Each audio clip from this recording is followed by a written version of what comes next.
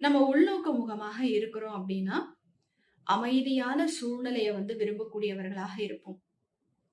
அமைதியா இருந்து உள்நோக்கு முகமாக இருக்கும் பொழுதுதான், நம்மளுடைய உள் ஆற்றல் என்ன அப்படிங்கிறத நம்மளால புரிஞ்சுக்க முடியும். நம்மளுடைய சக்தி என்ன அப்படிங்கிறத நம்மளால உணர முடியும்.